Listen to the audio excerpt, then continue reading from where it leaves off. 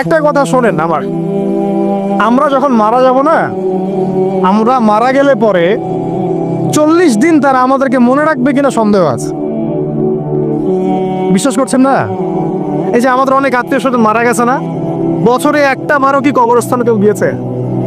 বা হয়তো যায়, মৃত্যুবার্ষিকী ওই দিন যায়, তাই না? দেখেন আমরা কিন্তু আস্তে আস্তে ভুলে গিয়েছি তাদেরকে, আমরা ব্যস্ত হয়ে গেছে। ঠিক একইভাবে তারাও আমাদেরকে ভুলে যাবে। এই জন্যে আমি বারবার আপনাদেরকে মনে করে একটা কথা, আমার জীবন থেকে উপলব্ধি করি একটা কথা, যে একমাত্র আল্লাহ ছাড়া এই পৃথিবীতে এবং পরকালে আমাদের আপন বলে কেউ নাই। বাকি সবাই সবার স্বার্থের জন্য আছে। মানুষ মানুষের অবস্থানকেই মূল্যায়ন করে, মানুষ মানুষের অবস্থানকেই মূল্যায়ন করে। আল্লাহ রাব্বুল আলামিন আপনার ভিতরটাকে ভালোবাসেন। দেখেন আপনি যখন নামাজ পড়েন নাই, আল্লাহ পাক কিন্তু আপনাকে ধ্বংস করে দেন নাই। আল্লাহ পরম করুণাময় আপনাকে হেদায়েত দিয়ে নামাজি বানিয়ে দিয়েছেন। জীবন অনেক পাপ করেছেন, ইনস্ট্যান্ট আল্লাহ পাক শাস্তি দিতে পারতেন, আল্লাহ পাক দেন নাই। আল্লাহ আপনাকে ভালোবাসেন, আল্লাহ আমাকে ভালোবাসেন। আল্লাহ পাকের এই ভালোবাসার ঋণটা শোধ করার জন্য হলেও নামাজি হয়ে যান, আল্লাহর পথে ফিরে আসেন, দিনের জন্য কিছু করেন, দিনের ফিকির করেন, পড়াশোনা করেন। প্রিয় ভাইরা, আল্লাহ পাক তৌফিক দান করুন। দেখুন, এই রিবা থেকে দূরে থাকার জন্য একটা হাদিস যথেষ্ট, যে 4 শ্রেণীর মানুষকে আল্লাহ রাসূল সাল্লাল্লাহু আলাইহি ওয়াসাল্লাম লাআনত করেছেন, অভিশাপ দিয়েছেন। ইনশাআল্লাহ আজকের লেকচার যাদের কানে যাবে, আমরা যদি না খেয়েও মরে যাই, আল্লাহ পাক না খেয়ে মারবেন না ইনশাআল্লাহ। রিজিক আছে, খাবো ইনশাআল্লাহ। কিন্তু হয়তো বা অভাব হবে, টাকা পয়সা একটু কম হতে পারে, অন্যের 10 তলা ফ্ল্যাট হবে, আমার হবে না, ঠিক আছে? অন্যের এত বিঘা বিঘা জমি আমার হয়তো হবে না। কিন্তু ইনশাআল্লাহ তাআলা এই যে দুনিয়ার মুসাফিরের জীবনটা, এটা মুসাফিরের জীবন না? মুসাফিরের জীবনটা কেটেই যাবে ইনশাআল্লাহ। কাটবে না? যে কোনোভাবে কেটে তো যাবেই ইনশাআল্লাহ। এই যে পরকালের জীবনটা একটা চেতনার শক্তি, জানেন? দুনিয়াতে যত বাধা বিপত্তি আসুক, গাল মন্দ খান, গীবত তহমত খান, কষ্ট হোক, নির্যাতন হোক, একটা বিষয় মনের মধ্যে শান্তি দেয়। কি শান্তি? যে এই দুনিয়ার জীবনটা তো আর চিরস্থায়ী নয়, এটা তো আর সারা জীবন থাকবে না। ইনশাআল্লাহ এই অবস্থা আস্তে আস্তে পরিবর্তন হয়ে যাবে। ফাইন্না মাআল উসরি ইউসরা, পরকালে ইনশাআল্লাহ পাবো। দুনিয়াতে না পেলে কি হয়েছে, পরকালে পাবো ইনশাআল্লাহ। যুবক ভাই, এসব জেনা ছেড়ে দেন, আল্লাহ রাব্বুল আলামিন আপনার জন্য হুর রেখেছেন জান্নাত, ইনশাআল্লাহ পাবেন ইনশাআল্লাহ। এটা ছেড়ে দেন, সুদ ছেড়ে দেন, আল্লাহ পাক আপনার জন্য হাউজে কাউসার রাখছে ইনশাআল্লাহ, ঠিক আছে? অন্যায় পাপ ছেড়ে দেন, আল্লাহ রাব্বুল আলামিন আপনার জন্য জান্নাত রেডি করে রাখছে ইনশাআল্লাহ। এই দুনিয়ার জীবনটা ধোঁকা, একটা ছোট্ট জীবন, পুরা ধোঁকা, কিচ্ছু নাই এর মধ্যে। আমার কথা শোনেন, এই দুনিয়ার জীবনে কিছুই নাই। চারপাশে অনেক কিছু মনে হবে, আপনার বাড়ি আছে, গাড়ি আছে, স্ট্যাটাস আছে, টাকা পয়সা, প্রতিপত্তি সব আছে।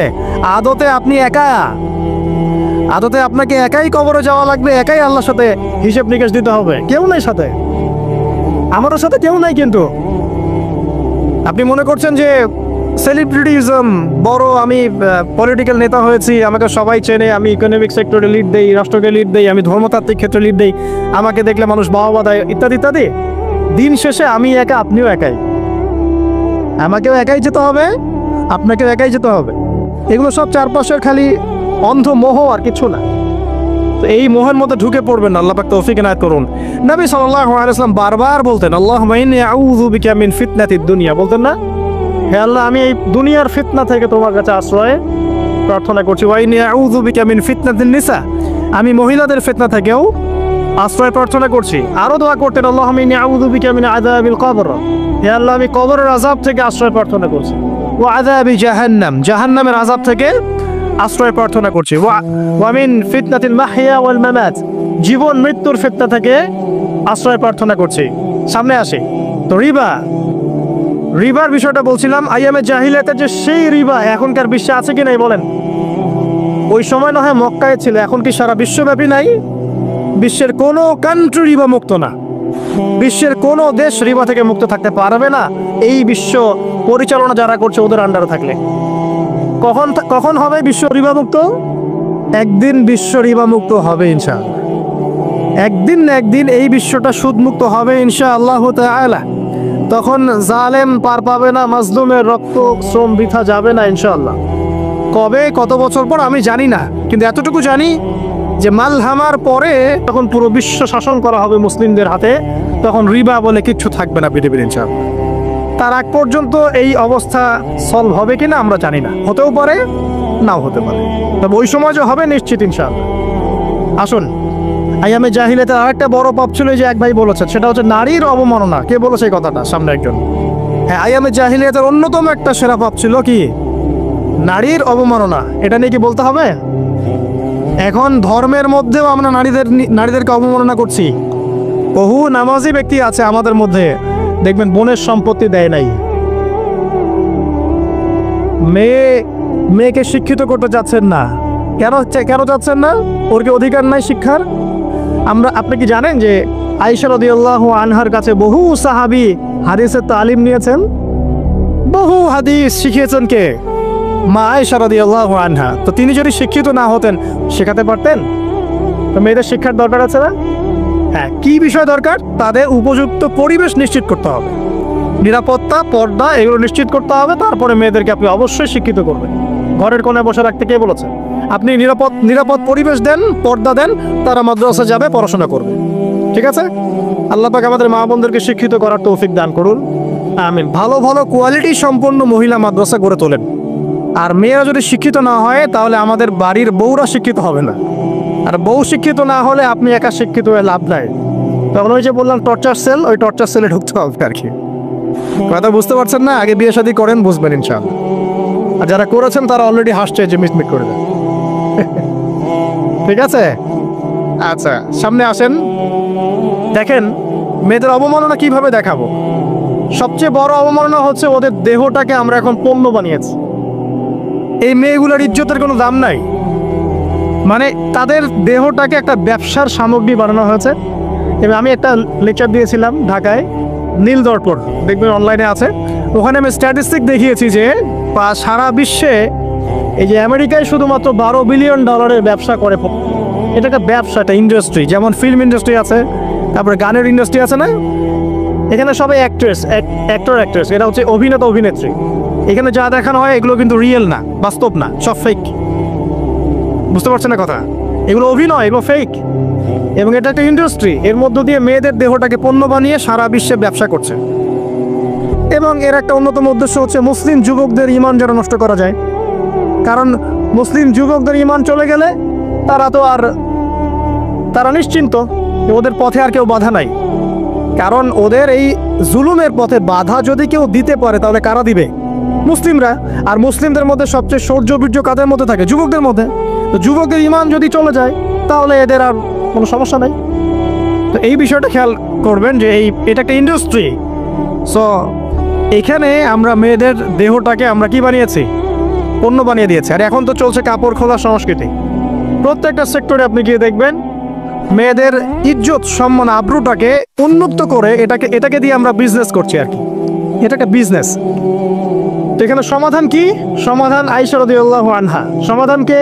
সমাধান ফাতিমা রাদিয়াল্লাহু আনহা। সমাধান কে? সমাধান খাদিজা রাদিয়াল্লাহু আনহা। আমাদের মা, আমাদের বোন, আমাদের স্ত্রীদেরকে তাদের মতো করে মানুষ করতে হবে, গড়ে তুলতে হবে ইনশাআল্লাহ। দেখবেন নারীর সত্যিকারের সম্মান নিশ্চিত হবে ইনশাআল্লাহ। ইসলাম কি কখনো বলেছে যে মেয়েরা কাজ করতে পারবে না, পড়াশোনা করতে পারবে না ইত্যাদি? এই নাস্তিকরা তো ঠুনকো যুক্তি দিয়ে আক্রমণ করে। কে বলেছে সমস্যা? এমন ইসলামিক স্টেট আছে যেখানে একটা স্টুডিও, মনে করে স্টুডিও, ছবি তোলা হয় কথার কথা, সেখানে সব কর্মী মহিলা, কোনো পুরুষ নাই। একটা মাদ্রাসা, সমস্ত কর্মী মহিলা, কোনো পুরুষ নাই। একটা স্কুল, সবাই মহিলা, কোনো পুরুষ নাই। ওখানে মেয়েরাই পড়ে, মেয়েরাই শিখায়। জায়েজ না জায়েজ বলেন? একটা নিরাপদ পরিবেশে যদি মেয়েরাই মেয়েদের দায়িত্ব নিয়ে পড়াশোনা করায়, ব্যবসা করে, অন্য কিছু করে, জায়েজ না জায়েজ? তাহলে পরিবেশ নিশ্চিত করাটা হচ্ছে চ্যালেঞ্জ। ইসলাম বলছে না যে আপনি তাকে একদম অজ্ঞ করে রেখে ঘরের কোণে ফেলায় রেখে দেন, তাকে আপনি পড়াশোনাও শেখাবেন না, সম্পত্তির অধিকারও দিবেন না, কিছুই না। এগুলো ইসলাম কখনো বলেনি। বলেছে? আরে বোকা মানুষ, রাসূলুল্লাহ সাল্লাল্লাহু আলাইহি ওয়াসাল্লামের সময় তো মহিলা সাহাবীরা উহুদের যুদ্ধ করেছে। কি শুনলেন? রাসূল সাল্লাল্লাহু আলাইহি ওয়াসাল্লামের সময় মহিলা সাহাবী উহুদের যুদ্ধও করেছে। উহুদের যুদ্ধের নাম শুনেছেন? ওখানে মহিলা সাহাবীও ছিল, তীরন্দাজ। তাহলে মহিলারা কি করে নাই নবীর যুগে? আর খাদিজা রাদিয়াল্লাহু আনহা যত বড় ব্যবসায়ী ছিলেন, এখন এত বড় ব্যবসায়ী পাবেন? কোনো মেয়ে আছে এত বড় ব্যবসায়ী? উসমান রাদিয়াল্লাহু আনহু যত বড় বিজনেসম্যান ছিলেন, এখন এত বড় বিজনেসম্যান আছে? তো কি ছিল না সেই স্বর্ণযুগে? ওই স্বর্ণযুগের সুন্নতি আমাদেরকে আমল করতে হবে। আল্লাহ পাক তৌফিক ইনায়াত করুন, আমিন। প্রিয় মা ও বোনেরা, পর্দা ছাড়বেন না। আপনাদের জন্য 4টা কাজ: স্বামীর আনুগত্য করা, লজ্জাস্থানের হেফাজত করা, আপনার 5 ওয়াক্ত সালাত ঠিকঠাক মতো আদায় করা এবং রমজান মাসে সাওম রাখা। নবীজি বলেছেন সাল্লাল্লাহু আলাইহি ওয়াসাল্লাম, জান্নাতের যে কোনো দরজা দিয়ে ইচ্ছা আপনি প্রবেশ করতে পারবেন। আপনার জন্য সহজ। আর স্বামীর আনুগত্য বলতে আমি বুঝাইনি স্বামীর দাসত্ব করতে হবে, এটা বলি নাকি। এখনকার কিছু ফ্যামিলিস্ট মেয়ে আছে, ওরা আনুগত্য শব্দ মনে হয় যে দাসত্ব মনে হয়। আনুগত্য আর দাসত্ব এক জিনিস না। আনুগত্য কি? স্বামী কোরআন সুন্নাহর অনুকূলে কোনো কথা বলেছে, আপনি মানবেন। স্বামী বলছে পর্দা করো, তোমাকে ভালোবেসে বলছি তুমি পর্দা করো, তুমি আমার অনেক প্রিয় একজন মানুষ, তুমি বেপর্দায় বাইরে যাবা, লোকজন দেখবে, কেমন হয়? ঠিক আছে, তোমাকে তো আমি বিয়ে করেছি, তুমি আমার মানুষ, তোমাকে দেখতে গেল, ঠিক আছে। তো এখন স্বামী ভালো কথা বলেছে, আপনি শুনলেন, এটা আনুগত্য। আর ওই স্বামী যদি বলে আসো তো আমার কলিগরা এসেছে, ওকে খাবার সার্ভ করতে হবে, আসো খাবারটা পরিবেশন করো, এখন আপনি বেপর্দা হয়ে আপনার স্বামীর কলিগের সামনে খাবার পরিবেশন করতে শুরু করলেন, এটা কি আনুগত্য করতে হবে? এটা তখন আপনি আনুগত্য করবেন না। সিম্পল, কোরআন সুন্নাহর অনুগত কাজে আপনি স্বামীর আনুগত্য করবেন, বিপরীতে গেলে আপনি করবেন না। স্বামীর আনুগত্য মানে স্বামীর দাসত্ব নয়। আর এই হাদিসটা আপনি কেন ভুলে যান যে আল্লাহ রাসূল সাল্লাল্লাহু আলাইহি ওয়াসাল্লাম বলেছেন, আল্লাহ ছাড়া যদি কাউকে সেজদা করা যেত, সম্মান বুঝাচ্ছেন, আল্লাহ ছাড়া যদি কাউকে সেজদা করা জায়েজ হতো, আমি মেয়েদেরকে বলতাম যেন স্বামীকে সেজদা করে। কেন? কারণ আপনাকে রেসপন্সিবিলিটি, আপনার খাবার, আপনার ফুড, আপনার শেল্টার, আপনার মানে পুরো দায় দায়িত্ব নিজের হাড় ভাঙা পরিশ্রম দিয়ে, জীবনের ঝুঁকি নিয়ে স্বামী আপনার জন্য করে। সে আপনার সম্মান পাওয়ার যোগ্য তো? সে কি আপনার সম্মান পাওয়ার যোগ্য নয়? আপনি যদি সম্মানের হক আদায় না করতে পারেন তাহলে আপনি অকৃতজ্ঞ। আর অকৃতজ্ঞ মেয়ে কখনো জান্নাতে যাবে?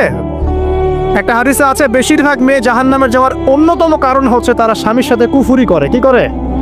আর সারা জীবন স্বামী ভালোবেসে যায়, ভরণ পোষণ দিয়ে যায়, সব চাহিদা পূরণ করে যায়, একদিন দেখবেন কথা কাটাকাটি হয়েছে, ওই দিন বলে বসবে যে তোমার কাছে আমি কিচ্ছু পাই না সারা জীবন। এই যে কুফুরি, এই কারণে তারা জাহান্নামে যেতে পারে বেশি। আল্লাহ হেফাজত করুন। না, আরেকটা কারণ হচ্ছে যে বেপর্দা। আপনাকে 4টা মূলনীতি ফলো করতে হবে। 1, এমন কোনো পোশাক পরবেন না যে পোশাকটা আটো সাটো, যেটা পরলে আপনার গায়ের কাঠামো বোঝা যায়।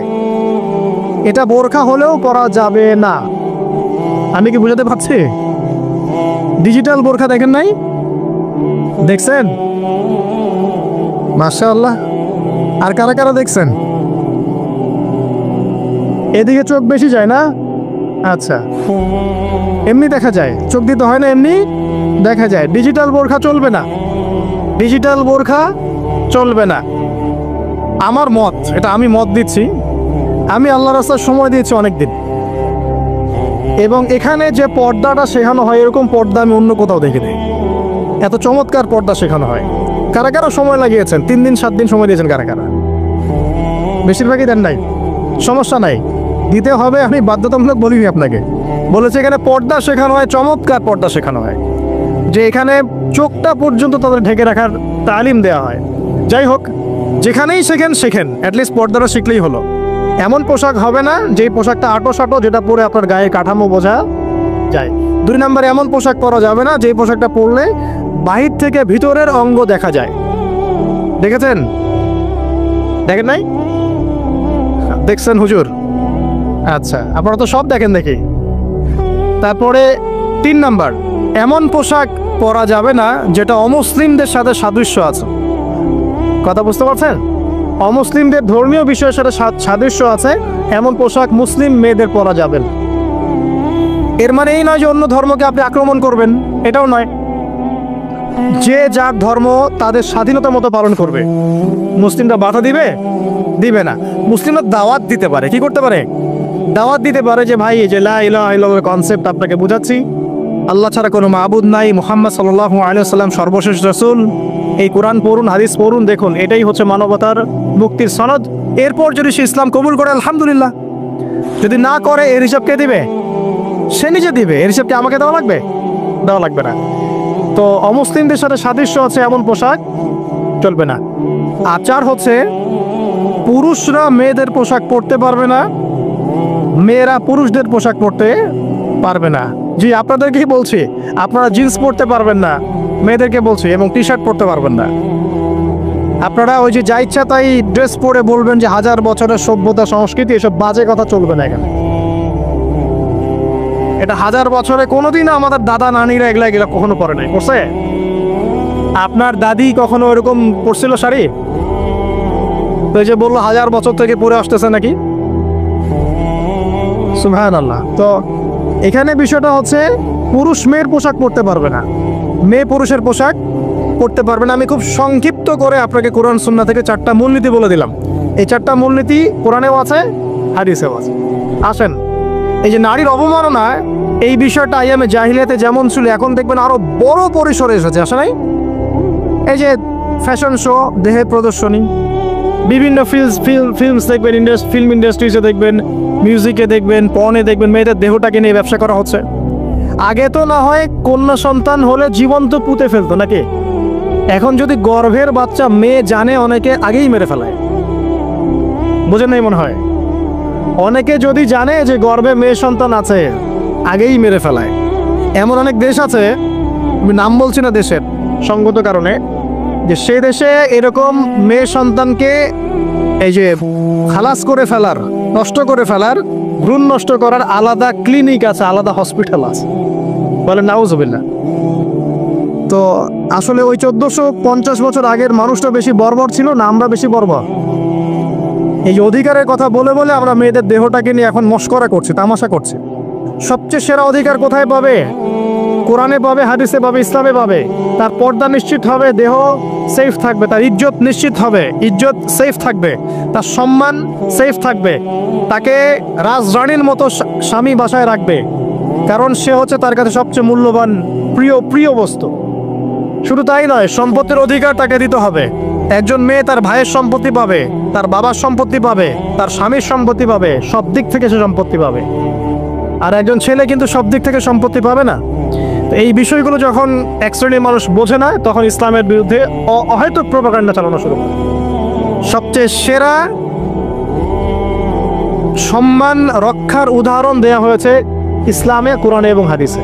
এই কথাটা আপনাদের মা বোনদেরকে বুঝাবেন, তবে নম্রতার সাথে বুঝাবেন, কারণ উচ্চবাচ্য করলে তারা কথা শুনবে না।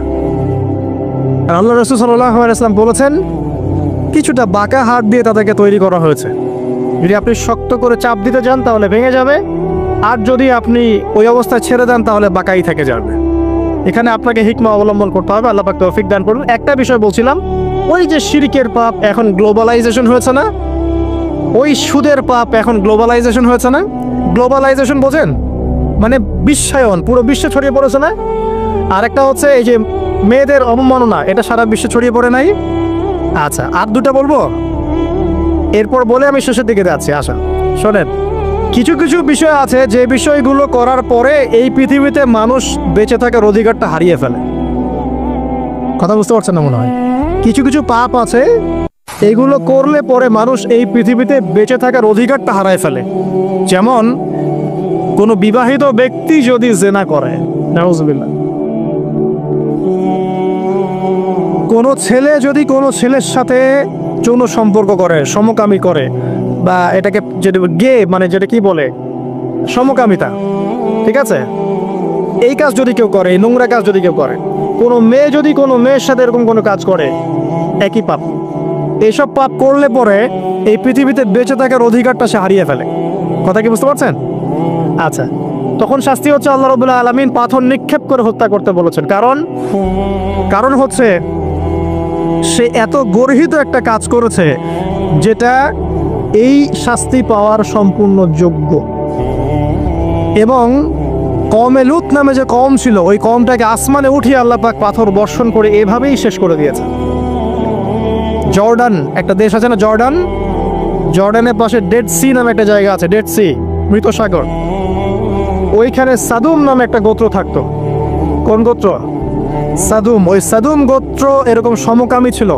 আল্লাহ রাব্বুল আলামিন লূত আলাইহিস সালামকে পাঠিয়েছিলেন, তারা হেদায়েতের বাণী শোনে নাই। আল্লাহ পাক ওদেরকে আসমানে উঠিয়ে পাথর নিক্ষেপ করে উল্টা দিকে দাফন করে দিয়েছেন। নাউজুবিল্লাহ। তো কিছু কিছু পাপ আল্লাহ পাক সহ্য করেন না, আল্লাহ পাকের আরশ কেঁপে ওঠে। এই পাপগুলো সেরকম পাপ। কথা বুঝতে পারছেন? এবং ধর্মের মাধ্যমেও মাঝে মাঝে করছি, যখন আমরা ধর্মের নামে মেয়েদের অধিকার দিচ্ছি না, অনেকেই সম্পত্তির অধিকার দিচ্ছেন না, অনেকেই শিক্ষিত করছেন না, অনেকেই আরও যৌতুক নিচ্ছেন না, যৌতুক নিচ্ছেন না অনেকেই, যে বিয়ের সময় যৌতুক নেয়, এটা তো মেয়ের উপর, মেয়ের পিতার উপর টর্চার করা, সম্পূর্ণ হারাম, সম্পূর্ণ হারাম। তারপরে দেখবেন রিপোর্টগুলো পড়ে দেখবেন যে এই বছর 2000 কত এটা 22, এই 22-এই গভর্নমেন্ট রিপোর্ট অনুযায়ী নিবন্ধিত প্রায় 1339টা ধর্ষণের মামলা হয়েছে। তো এটা এখন অ্যাভেলেবল, যে কোনো সব জায়গায় ধর্ষণ হচ্ছে, এখন অ্যাভেলেবল। মানুষ এটাকে স্বাভাবিক মনে করছে, এখন নর্মাল, নর্মাল ধর্ষণ হতেই পারে, মানুষ এখন এমন মনে করছে। প্রত্যেক দিন পেপার খুলবেন, দেখবেন রেপের খবর, প্রত্যেক দিন খবর শুনবেন ধর্ষণের খবর। আর সব খবর তো আসে না, আসে হয়তো 10%, 20%, 30%, বেশিরভাগই আসে না। এলাকায় মোড়ে মোড়ে দেখবেন, গ্রামে গঞ্জে শহরে বন্দরে খালি ইফটিজিং, ইফটিজিং দেখবেন, খালি ইফটিজিং। মেয়েদেরকে যৌন হয়রানি করা হচ্ছে, বাসে, অটোতে, টেম্পুতে, সব জায়গায়। বাসের মধ্যে মেয়েকে রেপ করে ফেলা হচ্ছে। একটা বাচ্চা মেয়ে যে বোঝেও না যে সেক্সুয়াল বিষয়গুলো কি জিনিস, ওকেও রেপ করা হচ্ছে। এই যে মহামারী, আপনি তো বুঝতে পারছেন না যে আমরা কোন সমাজে আছি। এই সমাজে আপনার মেয়ে তো সেফ না, আমার মেয়ে তো সেফ না। আমার মেয়ে, আপনার মেয়ে ভবিষ্যৎ কি হবে, এর ভবিষ্যতের নিশ্চয়তা কে দিবে? আপনার মেয়ের ইজ্জতের ভবিষ্যতের নিশ্চয়তা কে দিবে? এই নিশ্চয়তা দেওয়ার মতো মানুষ কোথায়, নেতা কোথায়? কারো ঘরের স্ত্রী, কারো ঘরের বোন, কারো ঘরের মেয়ে এখন সেফ না। যে কোনো দিন, যে কোনো জায়গায়, যে কোনো দুর্ঘটনা হতে পারে, বাসে, ট্রাকে, ট্রেনে, অটোতে, সব জায়গায় হতে পারে। আর এগুলোকে আমরা প্রমোট করছি, এখন নগ্নতাকে প্রমোট করছি। ভাই ভাই বোনের সাথে জেনা করেছে, চাচাতো বোন চাচাতো ভাইয়ের সাথে জেনা করছে, চাচাতো ভাই ফুফাতো বোনের সাথে জেনা করছে। রংপুরের খবর শুনলাম যে মায়ের সাথে ছেলেও জেনা করেছে। নাউজুবিল্লাহ। এগুলো কেন হচ্ছে? এই মহামারী কেন হচ্ছে? কি সমাধান দিবে? সমাধান ইসলামে ছিল, আমরা নেই নাই। সমাধান হচ্ছে, প্রথম সমাধান অশ্লীলতার মহামারী বন্ধ করতে হবে।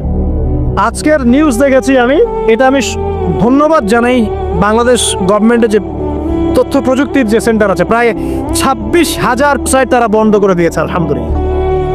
তো কথা বললে তো কাজ হবে, কথা না বললে কাজ হবে কিভাবে? 26,000 সাইট তারা বন্ধ করে দিয়েছে। যখন সমাজের মানুষ দেখতে দেখতে পশু হয়ে গেছে, আপনি বাইরে এই যে আলখাল্লা টুপি দাড়ি পরে ঘুরলে লাভ আছে? ভিতর থেকে তো আপনি পশু। দেখবেন মসজিদ ইমাম সাহেব নামাজ পড়তে এসেছে, বাসায় থেকে আসছে, নামাজে কোনো মনোযোগ নাই। ইমানের আলোচনা করবেন, খুব লাফালাফি করলো, 2 দিন পর দেখবেন কোনো খবর নাই। কিসের অধিকারের কথা বলছে? কিসের নারী অধিকারের কথা বলছে? খালি ডিগ্রি সার্টিফিকেট অর্জন করতে পারলেই অধিকার হয়? আমার তো ইজ্জতই ঠিক থাকলো না, আমার অধিকার কোথায় থাকলো? একটা সার্টিফিকেট অর্জন করার জন্য কলেজের মেয়েদেরকে বড় বড় নেতার বেডরুমে ঢুকানো হচ্ছে, দেখেন নাই? তো একটা সার্টিফিকেট অর্জন করতেই হবে আমাকে, নিজের ইজ্জত বিক্রি করে দিয়ে হলেও আমার সার্টিফিকেট অর্জন করতেই হবে। লাথি মারি এসব পড়াশোনার পিছনে, দরকার নেই আমার পড়াশোনা। ওর বাসায় এলাকায় এলাকায় মহিলা মাদ্রাসা করেন, মাদ্রাসায় মেয়েদেরকে পড়ান। আমি খুব দুঃখের সাথে বলছি, অনেক মাদ্রাসাতেও এরকম ঘটনা কিন্তু ঘটেছে না? এখানে একটা কথা আমরা পরিষ্কার করতে চাই, সেটা হলো যে পাপ পাপী, রেপি, ধর্ষণী, সে আলেম করুক আর জালেম করুক, ইমাম করুক আর জালেম করুক, ফাসেক করুক, সবাইকে সমান শাস্তি নিশ্চিত করতে হবে। আর শাস্তি হবে দৃষ্টান্তমূলক, যেন আরো 10 জন থেকে শিক্ষা নেয়। ওই যে ইসলামে আছে না হাত কেটে ফেলা, কি কারণে বলেন তো?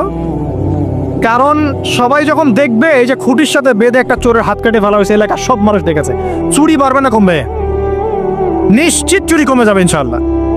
তো এই যে নারীর অবমাননার ওই যুগের চেয়ে এই যুগে বেশি না কম? আপনি ভালো করে আল্লাহর নূর দিয়ে দেখেন। আমি প্রথমে বলেছি, শুধু বাইরের চোখ দিয়ে দেখলে সব বুঝতে পারবেন না। আল্লাহ পাকে নূর দিয়ে দেখেন, কোরআন সুন্নাহর গভীর জ্ঞান দিয়ে দেখেন, দেখবেন ওই জাহিলিয়াতের চেয়ে 1000 গুণ বেশি জাহিলিয়াত এখনকার বিশ্বে চলছে।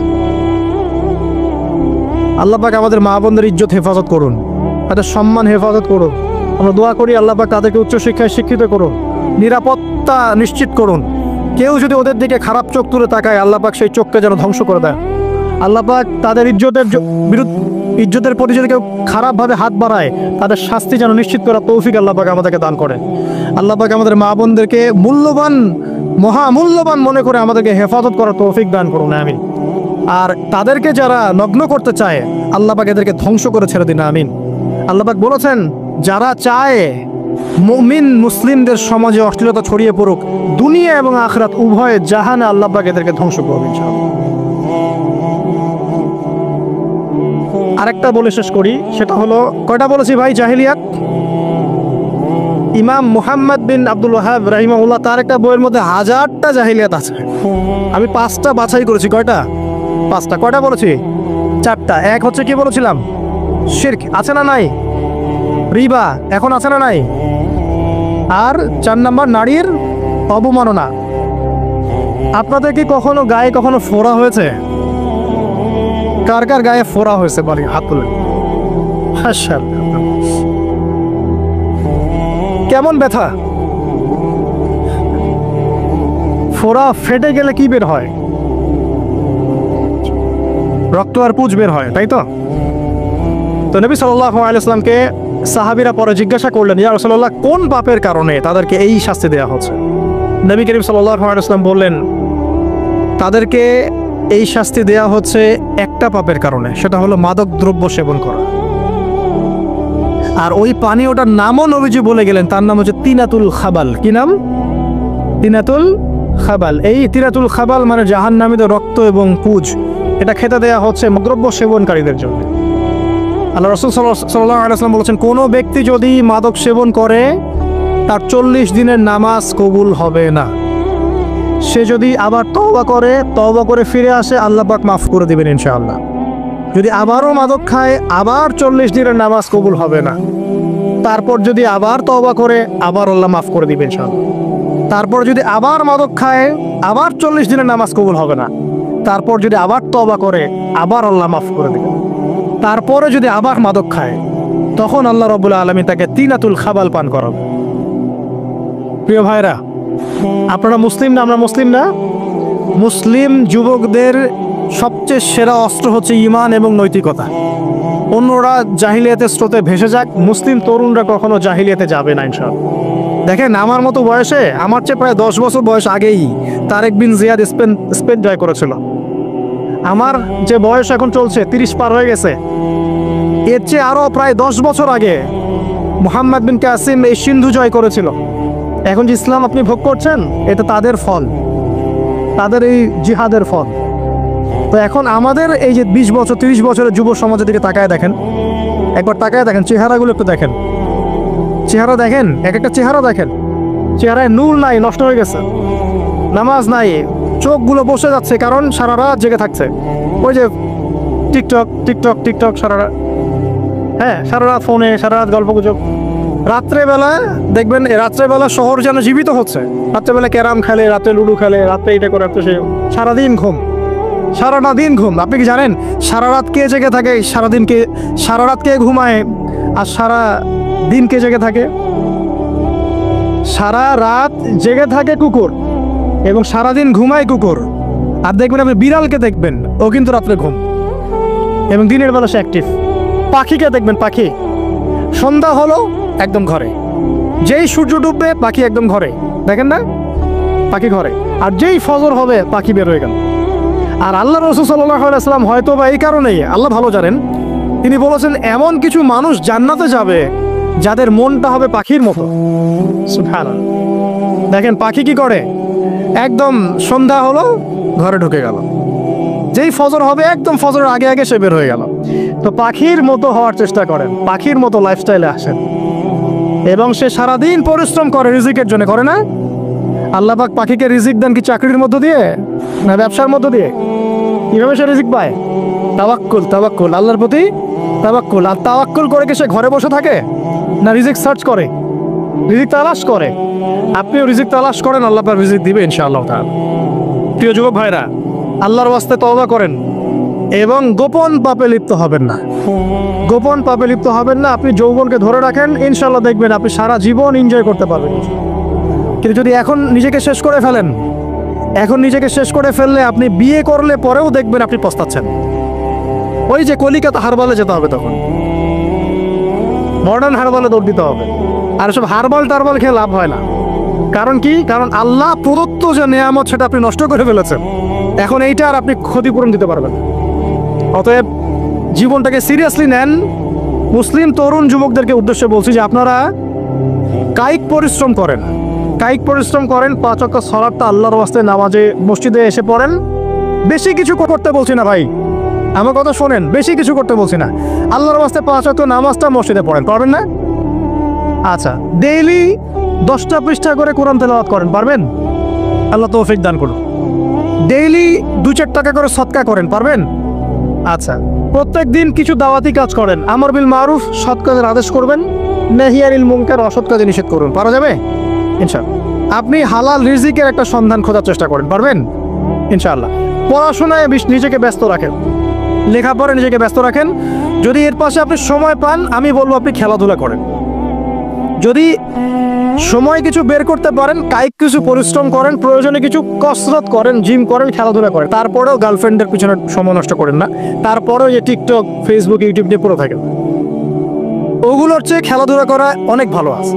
অ্যাটলিস্ট আপনি ফিজিক্যালি ফিট থাকবেন। অনেকে বলতে পারে যে এটা না করলে হয়, এটা বাজে কাজ, সময় নষ্ট। আমি মনে করি এখনকার যুবকরা যেসব পথে সময় নষ্ট করছে, এর চাইতে অ্যাটলিস্ট খেলাধুলা করলে ভালো ছিল। একটা সময় ছিল না, আজকে থেকে 10 বছর আগে প্রচুর খেলা হতো না? ক্রিকেট হতো, ফুটবল হতো, এই ব্যাডমিন্টন হতো শীতকালে, তাই না? খেলার লিপ্ত থাকলে কিন্তু আমাদের মধ্যে একটা হৃদ্যতা, একটা বন্ড তৈরি হতো, একটা বন্ড। আমরা অনেক টুর্নামেন্ট খেলতাম না?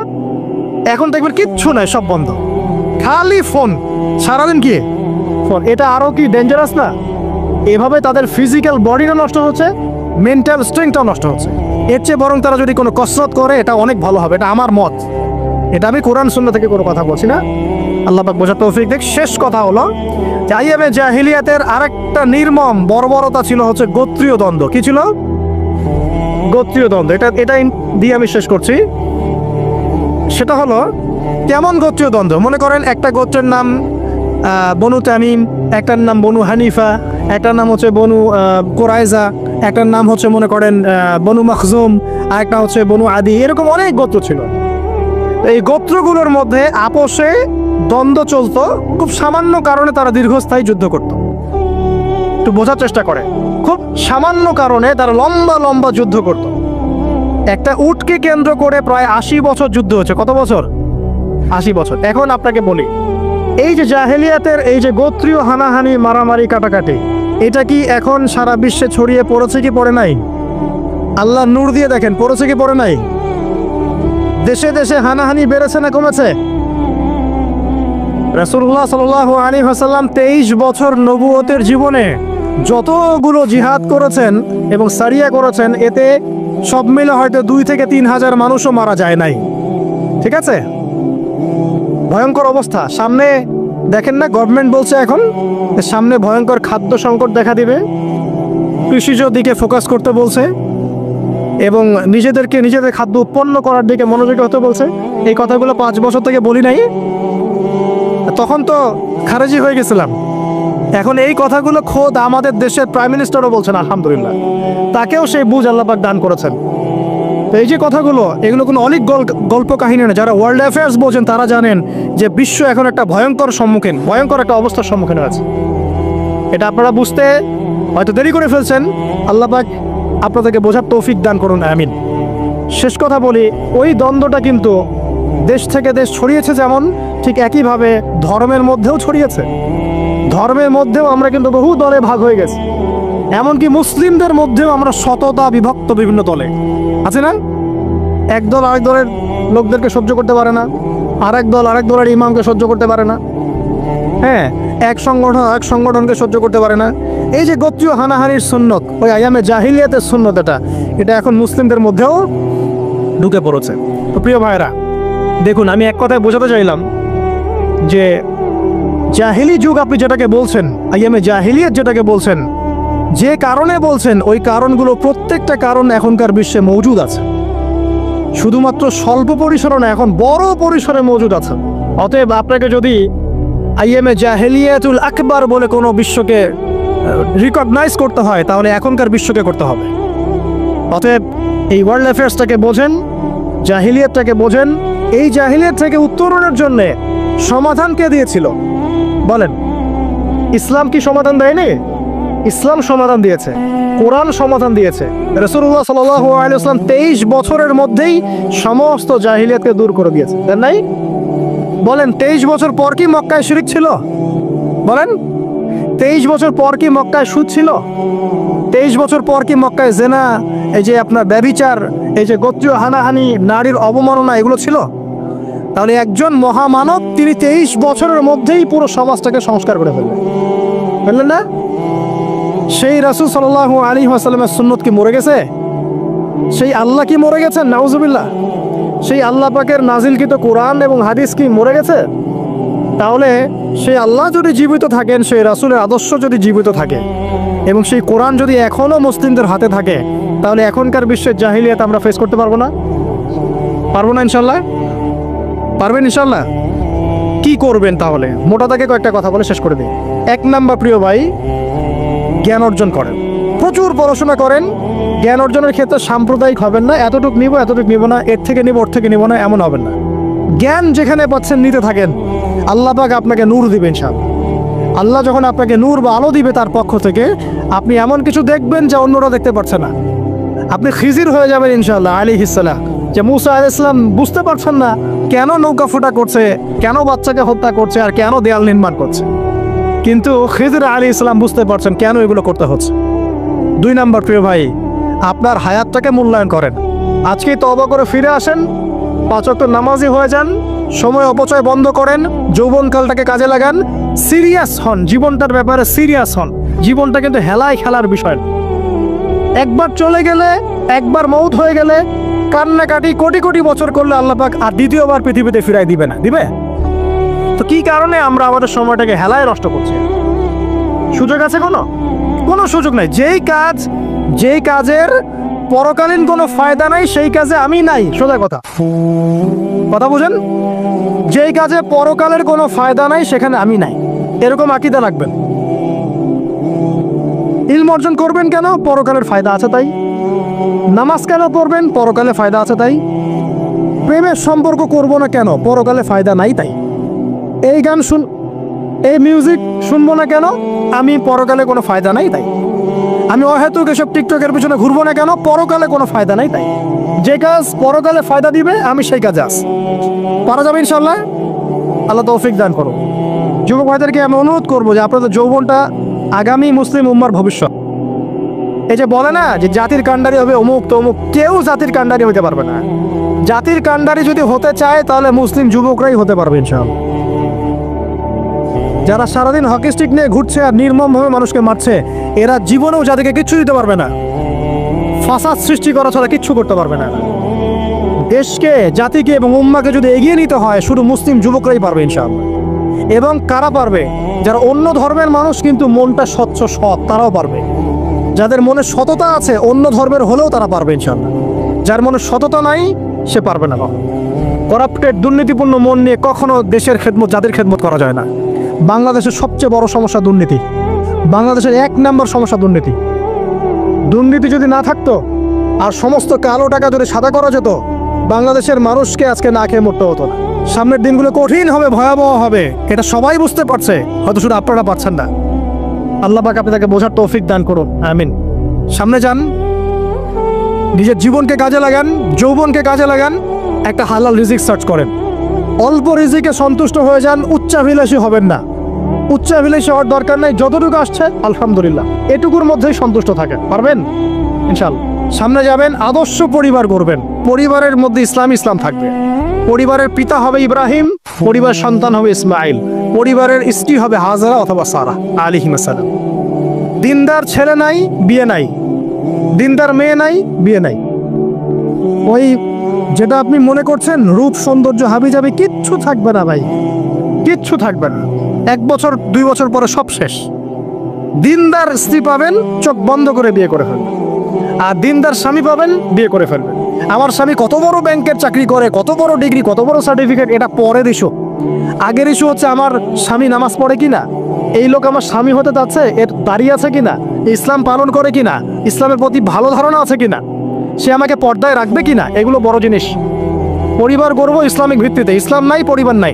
এমনকি পরিবার গড়ার পরেও যদি দেখেন যে পরিবারের সদস্যদেরকে বোঝাতে বোঝাতে আপনি ক্লান্ত হয়ে যাচ্ছে, পরিবারের সদস্যদেরকে দিন বোঝাতে আপনি ক্লান্ত, কিছুতেই দিন বুঝতে চায় না, আপনি আসহাবুল কাহাফ হয়ে যান, তাও ভালো। বুঝেন নাই? আপনি নিজের চটকা তেল দেন, ওটা বাদ দেন, ওর কবরের হিসাব ওর উপর ছেড়ে দেন, আপনি ইব্রাহিম হয়ে যান, আপনি আসহাবুল কাহাফ হয়ে যান, তাও ভাব। ইসলাম নিয়ে কোনো কম্প্রোমাইজ নাই। পরিবারের সদস্যরাও যদি আল্লাহর পথে চলার ক্ষেত্রে প্রতিবন্ধকতা সৃষ্টি করে, বাদ দিয়ে দেন, দরকার নেই। আল্লাহর জমিন প্রশস্ত, আল্লাহর জমিন প্রশস্ত, আল্লাহর রিজিক প্রশস্ত, ইনশাআল্লাহ। আল্লাহ পাক উত্তম আরো কিছু দিবেন আপনাকে, ইনশাআল্লাহ তাআলা। খেয়াল রাখবেন, পরিবারের মধ্যে ইসলাম থাকতে হবে। এখানে কিন্তু আপনাকে কেউ বাধা দিবে না, এর কর্তা আপনি নিজেই। আল্লাহ পাক তৌফিক এনায়েত করুন, আমিন। পাশাপাশি সৎ কাজের আদেশ করেন, অসৎ কাজে নিষেধ করেন। মুসলিম উম্মার মধ্যে ঐক্যের চেষ্টা করেন, বিভক্তি সৃষ্টি করবেন না। সবার মধ্যে ভালো জিনিস আছে, নিয়ে নেন, খারাপগুলো ছেড়ে দেন। এমন কোনো সংগঠন বা দল বা জামা নাই যার 100%ই পরিশুদ্ধ, এমনটা কোনো নাই, কোথাও নেই। সবার মধ্যেই কিছু না কিছু ভুল থাকবেই, কিছু না কিছু ফল্ট থাকবেই। ওই ফল্টগুলোকে নিয়ে যদি আপনি পড়ে থাকেন আর কাদা ছড়াছড়ি করতে থাকেন, কাজ হবে না। এখন এই যুগটা সেই যুগ না। এটা কি সাহাবীদের যুগ যে চুল ছেঁড়া বিশ্লেষণ করতে হবে? এখন কি খেলাফা কায়েম আছে? সাহাবীদের যুগে খেলাফা কায়েম আছে, ইসলামিক অর্থনীতি কায়েম আছে, ইসলামিক রুলিংস চলছে। তখন সূক্ষ্ম বিষয় নিয়ে সাহাবীরা একে অপরের সাথে কনফ্লিক্টে যাচ্ছে, মত পার্থক্য হচ্ছে। আর এখন তো কিছুই নাই। এখন আপনি ওই ছোটখাটো বিষয় নিয়ে পড়ে আছেন, বড় বিষয়টি তো খোঁজ নাই এখন। আল্লাহ পাক আমাদেরকে বোঝার তৌফিক এনায়েত করুন, আমিন। সামনে এগিয়ে যাবেন এবং দিনের জন্য কিছু করার চেষ্টা করবেন। আপনার জান, আপনার মাল, আপনার সময় শ্রম দিয়ে ইসলামের জন্য কিছু করে যাওয়ার চেষ্টা করেন। কিছু না পারেন, একটা এতিমখানা করেন, একটা মাদ্রাসা করেন, একটা মসজিদ করেন, ঠিক আছে, একটা সামাজিক সংগঠন করেন, একটা কি বলবো, আপনি যদি পলিটিক্সও করেন, কোনো সমস্যা নাই, কিন্তু এটাকে ভালোর দিকে নিয়ে আসে, ন্যায়ের দিকে নিয়ে আসে। দুর্নীতি অন্যায় বাদ দেন, অন্যের ক্ষতি করা বাদ দেন, অন্যের গীবত তহমতের সংস্কৃতি বাদ দেন, ভালো কিছু করেন, সামাজিক কাজ করেন, মানবতার কাজ করেন। আপনি যদি লিখতে পারেন লিখেন, বলতে পারলে বলেন। আপনি কিচ্ছু করতে পারেন না, অ্যাটলিস্ট আপনি ইসলামপন্থীদেরকে সাপোর্ট দেন, আপনার সম্পদ দিয়ে, আপনার অর্থ দিয়ে সাপোর্ট করেন। কিচ্ছু করতে পারছেন না, কিছুই করার ক্ষমতা নাই, নিজেকে নিয়ে ব্যস্ত থাকেন, আগুন উস্কে দিয়েন না। মনে করেন আপনার কিছু করারই ক্ষমতা নাই, কোনো যোগ্যতা নাই, ঠিক আছে, আপনি চুপ থাকেন, অ্যাটলিস্ট আপনি আগুন উস্কে দিয়েন না, নিজেকে নিয়ে ব্যস্ত থাকেন, আপনি আপনার কাজ করেন। আল্লাহ পাক আমাদের সবাইকে দিনের জন্য কিছু করার তৌফিক দান করুন। আর সবশেষ কথা হচ্ছে যে বর্তমান অর্থনীতি, সমাজনীতি, বিশ্ব ওয়ার্ল্ড পলিটিক্স, এগুলো খুব ভালো করে পড়াশোনা করবেন, করে কোরআন সুন্নাহর সাথে মেলাবেন, আখিরুজ জামানের হাদিস এবং আয়াতগুলোকে স্টাডি করেন, সমসাময়িক প্রেক্ষাপটের সাথে এই পরিস্থিতিগুলো মেলানোর চেষ্টা করেন। দেখবেন আপনার চোখ আল্লাহ খুলে দেবে ইনশাআল্লাহ। এবং ইনশাআল্লাহ আযজা ওয়া জাল আপনি এমন কিছু সলিউশন জাতির সামনে উপস্থাপন করতে পারবেন যেটা আর 10 জন পারছে না ইনশাআল্লাহ। তাহলে প্রথম যে পার্টটার কথা বললাম সেটা কি? শিরক। এখন একটু এই 1400 বছর পরে চলে আসেন, চলে এসে দেখেন এখনকার সমাজের দিকে তাকান, এখনকার মুসলিম রাষ্ট্রগুলোর দিকে তাকান, আর পুরো বিশ্বের দিকে তাকান। সবচেয়ে বড় সমস্যাটা কি বলেন? সবচেয়ে বড় সমস্যা কি শিরক নয়? আচ্ছা, মুসলিমরা কি এখন অনেকেই কবর পূজা করে না? মুসলিমদের মধ্যে অনেকেই দেখবেন যে মৃত মানুষের কাছে চাচ্ছে না, মৃত মানুষের কাছে সন্তান প্রার্থনা করে না, ওই যে ওখানে গিয়ে নজর মান্নত করছে না যে মৃত মানুষকে সন্তুষ্ট করলে আমার ভালো হবে, না হলে আমার কোনো ক্ষতি হয়ে যাবে, এটা মানুষ করছে না। মুসলিমদের মধ্যে বহু মানুষ আল্লাহর হালালকে হারাম করছে না, আল্লাহর হারামকে হালাল করে নিচ্ছে না, এটাও কিন্তু শিরক। আপনি কি জানেন যে আল্লাহর হালালকে হারাম করলে শিরক হয়? আল্লাহর হারামকে হালাল করলে শিরক হয়। সুদ হালাল না হারাম? না, সুদ তো ফরজ। সুদ হালাল না হারাম? সুদ তো এখনকার বিশ্বে ফরজ। সুদ ছাড়া এই বিশ্ব চলবে না। আপনি ঠিক বলছেন, কিন্তু সুদ ছাড়া এই বিশ্ব চলে না। যে কোনো কিছু করতে গেলে সুদ লাগবে। তো এখন যে সবাই এটাকে হালাল করে নিচ্ছে, এটা কি হচ্ছে? আল্লাহর হারামকে মানুষ হালাল করছে না। কয়টা ছেলে আছে স্মোক করে না বলেন? কয়টা ছেলে দেখাতে পারবেন যারা স্মোক করে না? এখানে কারা কারা স্মোক করেন না? মাশাআল্লাহ, আলহামদুলিল্লাহ, মাশাআল্লাহ। হাত নামান, হাত নামান, হাত নামান। আল্লাহ পাক আপনাদের রক্তে এবং মাংসে বরকত দান করুন, দোয়া করি। যদি আপনি কোনো কমিউনিটির মধ্যে দেখাতে পারেন তারা শুধুমাত্র ইসলামিক কমিউনিটি, অন্য কোনো কমিউনিটি না। এখানে বিষয়টা হচ্ছে যারা ইসলাম প্র্যাকটিস করে, কোরআন এবং সুন্নাহর বুঝ যাদের মধ্যে আছে, যাদের মধ্যে আল্লাহর ভয় আছে, এরা কখনো সুদ খাবে? পারবে না। ইনশাআল্লাহ আপনারা কি জিনা করতে পারবেন? আল্লাহ পাক আপনাদেরকে ঈমান আমলের উপর অটুট রাখুন, আমিন। যে কথাটা বলছি, কেউ যদি আল্লাহর হালালকে হারাম করে নেয় আর কেউ যদি আল্লাহর হারামকে হালাল করে ফেলে, এটাকে কিন্তু শিরক বলা হয়। এই বিশ্বে কি এই সমস্যা নাই? বুঝেন না এই সমস্যা আছে কি নাই? আছে। সামনে আগান। এই বিশ্বের শিক্ষা ক্ষেত্রগুলো দেখবেন, এই শিক্ষা ক্ষেত্রগুলোর মধ্যে নাস্তিকতার শিক্ষা বাড়ছে না কমছে? বাড়ছে। এই বিশ্বের অর্থনীতি দেখবেন, অর্থনীতির মধ্যে শিরক বাড়ছে না কমছে? এখানে আপনাকে সুদ নিতে হচ্ছে, এখানে আপনাকে আল্লাহর নাজিলকৃত ইকোনমি বাদ দিয়ে পশ্চিমাদের নাজিলকৃত ইকোনমি বহন করতে হচ্ছে। এটাও এক প্রকার কুফরি। আরও সমস্যা আছে। এই বিশ্বের ওয়ার্ল্ড অ্যাফেয়ার্সের দিকে তাকাবেন, দেখবেন বিশ্বের কয়টা জায়গা আপনি আমাকে দেখাতে পারবেন যেখানে মুসলিমদের মধ্যেও আল্লাহ রাব্বুল আলামিনের নাজিলকৃত বিধান দিয়ে বিচার ফয়সালা হচ্ছে? কয়টা দেখাতে পারবেন? তো যেখানে আছে খুব স্বল্প পরিসরে। পুরো বিশ্বের অবস্থা আজকে এমন। পশ্চিমা সংস্কৃতির মধ্য দিয়ে এটা সারা বিশ্বে ছড়িয়ে দেওয়া হয়েছে। মানুষ এখন এটাকে available part of our life এটা মনে করছে, common part of our life. পর্দা হালাল না হারাম? বলেন, পর্দা না করাটা হারাম না হালাল? আচ্ছা, এখন দেখেন, মিডিয়া বলেন, প্রিন্ট মিডিয়া বলেন, ইলেকট্রনিক মিডিয়া বলেন, বিভিন্ন প্রযুক্তিগত উন্নয়নের মধ্য দিয়ে নগ্নতাকে প্রমোট করা হচ্ছে কি হচ্ছে না? বলেন, হচ্ছে কি হচ্ছে না? এখন কি কাপড় খোলার দিকে মানুষ বেশি আগ্রহী না পরার দিকে? দেখবেন ইসলামের বুঝ যাদের মধ্যে নাই, এরা কাপড় খুলতে চাচ্ছে এখন। আর আমি আপনাদেরকে বলি, আগের লেকচারগুলোতেও বলেছি, এই পুরো মহাবিশ্বে আমাদের বাবা আর মা আদম এবং হাওয়া আলাইহিমুস সালাম, তাদের গা থেকে পোশাকটা খুলে ফেলেছিল কে জানেন? কে? ইবলিস। যখনই তারা গাছের কাছে গেলেন তখন কি হলো? ফালাম্মা যাকা শাজারা বাদাত লাহুমা সাওয়াতিহিমা। যখনই তারা গাছের কাছে গেলেন তাদের কাপড় খুলে পড়ে গেল। তাহলে পুরো মহাবিশ্বে আমাদের পিতামাতাকে নগ্ন করে দিয়েছে কে? ইবলিস, শয়তান। তাহলে এখন পৃথিবীতে যারা মুসলিমদেরকে বা অমুসলিমদেরকে, পুরো মানবতাকে যারা নগ্ন করতে চাচ্ছে, এরা কার এজেন্ট?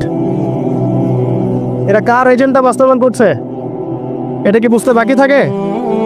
আমি কতগুলো বানিয়ে বলি নাই। সূরা আরাফ পড়েন, দেখবেন সব লেখা আছে। আসেন, এক কথায় বলতে চাচ্ছি, ওই সময়কার যে শিরকটা শুধুমাত্র মক্কায় সীমাবদ্ধ ছিল, এখনকার শিরকটা গ্লোবালাইজেশন হয়েছে। পুরো দেশে দেশে দেশে শিরক ছড়িয়ে পড়েছে আর কি। আসেন, ওই সময় আরেকটা বড় পাপ ছিল, যেটা এই যে এক ভাই বলল, সেটা হলো রিবা। রিবা, রিবা মানে কি?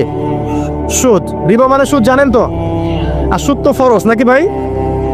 আচ্ছা, এমন কোনো গ্রাম নাই বাংলাদেশে যেখানে সুদ নাই, আর বিশ্বের এমন কোনো দেশ নাই যেখানে সুদ নাই।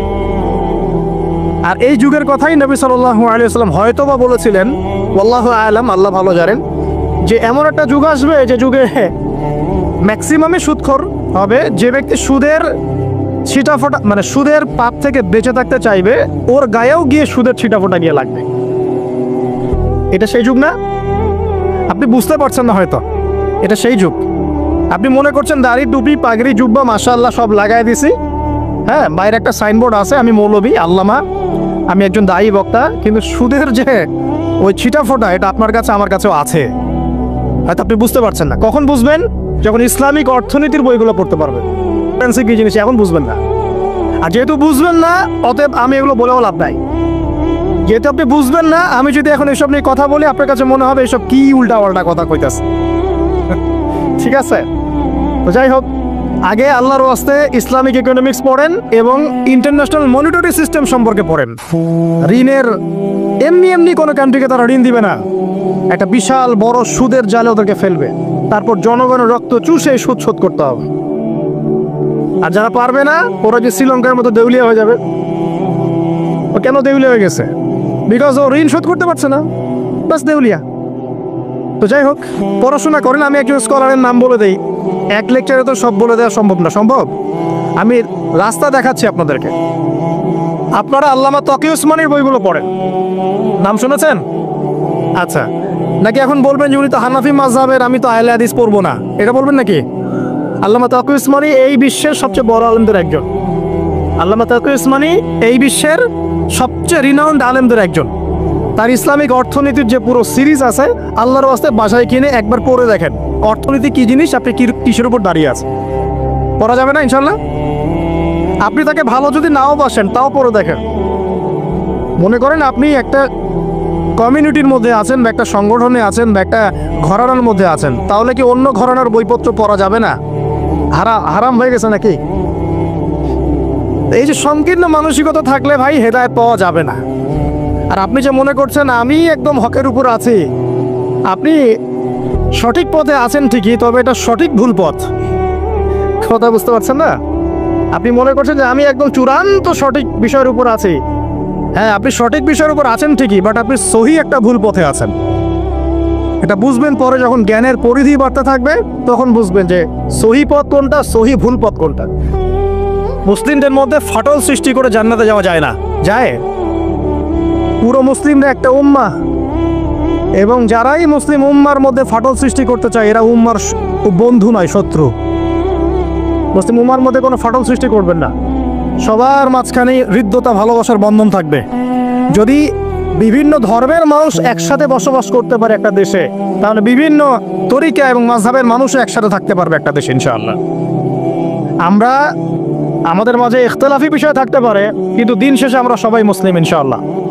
দিন শেষে ইসলামের জন্য দাঁড়াতে হলে দল, মত, মাযহাব, তরিকা নির্বিশেষে সবাই একসাথে দাঁড়াবে ইনশাআল্লাহ। আল্লাহ পাক আমাদের হৃদয়টাকে প্রশস্ত করুন, আমিন। জাহেলিয়াতে 2 নম্বর সমস্যা ছিল রিবা। এই রিবা সম্পর্কে আগে বলি যে এখন আল্লাহ পাক কি বলেছেন। আল্লাহ পাক বলছেন যে ইয়ামহাকুল্লাহু রিবা ওয়া ইউরবিস সাদাকাত। আপনি যদি দান সদকা করেন, যাকাত দেন, যাকাত ভিত্তিক অর্থনীতি চালু করেন, আল্লাহ পাক আপনার সম্পদকে বাড়িয়ে দিবেন ইনশাআল্লাহ। আর আপনি যদি রিবার মধ্যে যান, আল্লাহর বক্তব্য হচ্ছে, এটা আমার কথা না, আল্লাহ পাক বলছেন আপনার সম্পদ সংকুচিত হয়ে আসবে। এখন আপনার ডিসিশন, আপনি কি করতে চান করতে পারেন, আমাদের কিচ্ছু বলার নাই। লাকুম দীনুকুম ওয়ালিয়া দিন, আপনার বুঝ আপনার, আপনার দিন আপনার, আমার দিন আমার। আল্লাহ বলছেন ফাযাক্কির ইন্নামা আনতা মুযাক্কির, উপদেশ দাও তুমি, তুমি উপদেশ দাতা। লাস্তা আলাইহিম বিমুসাইতির, কারো প্রতি তুমি দারোগা নও। আল্লাহ বলছেন আপনি সুদে থাকলে সম্পদ সংকুচিত হবে, যদি ছেড়ে দেন, যাকাত দেন, ব্যবসা ভিত্তিক ইকোনমি চালান, আপনার সম্পদ বাড়বে ইনশাআল্লাহ। কি করবেন, ডিসিশন কার? আপনার। আল্লাহ পাক বলছেন ইয়া আইয়ুহাল্লাযীনা আমানু, হে মুমিনগণ, ইত্তাকুল্লাহ। শোনেন ভাই, আল্লাহ বলছেন ইত্তাকুল্লাহ, তোমরা আল্লাহকে ভয় করো। ওয়া যারু মা বাকিয়া মিনার রিবা, সুদের অবশিষ্ট সব অংশ ছেড়ে দাও। সুদের অবশিষ্ট সব টাকা ছেড়ে দাও। ওয়া ইল্লা ইন কুনতুম মুমিনিন, যদি প্রকৃতপক্ষে তোমরা মুমিন হয়ে থাকো তাহলে ছেড়ে দাও। ওয়া ইল্লাম তাফআলু, যদি তোমরা না করো। কে বলছেন? আল্লাহ। যদি তোমরা এটা না করো তাহলে আল্লাহ কি বলছেন? ফাআযানু বিহারবিন মিনাল্লাহি ওয়া রাসূলিহি, আল্লাহ এবং তার রাসূলের সাথে যুদ্ধের ঘোষণা শুনে রাখো। এটা কার কথা? এখন আপনি যদি চান আল্লাহর পক্ষে যুদ্ধ করতে পারেন, আপনি চাইলে আল্লাহ এবং তার রাসূলের বিপক্ষেও যুদ্ধ করতে পারেন। আপনাকে কি বাধা দিবে? দিবে না। ডিসিশন কার? ডিসিশন আপনার।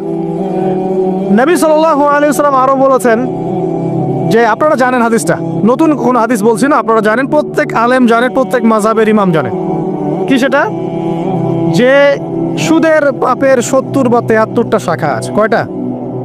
73 বা 70টা শাখা আছে। তার সবচেয়ে নিম্ন শাখা হচ্ছে নিজের মাকে বিয়ে করা।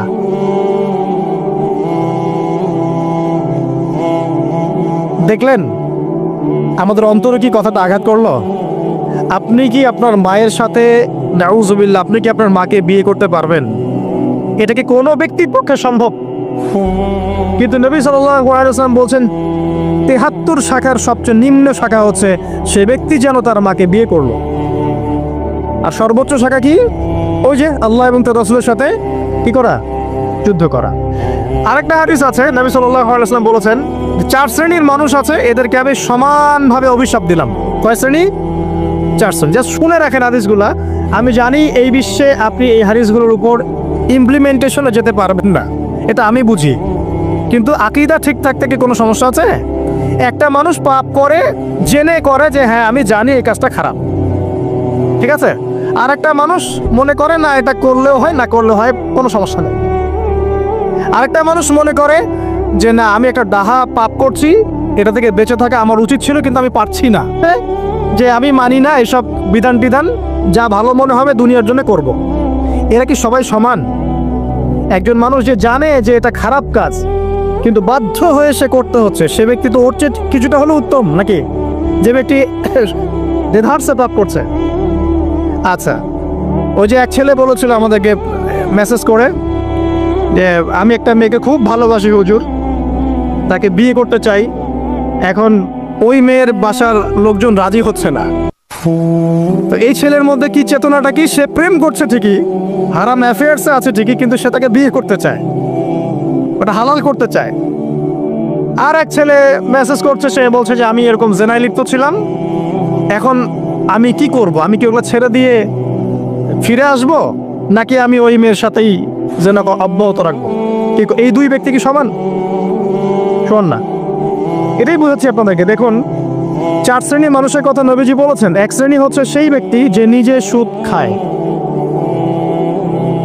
কারা কারা খাই? এবার হাত উঠান, কারা কারা খান? আলহামদুলিল্লাহ। দ্বিতীয় শ্রেণী যারা খায় না কিন্তু মানুষকে দেয়। এবার দেন কারা কারা? আচ্ছা।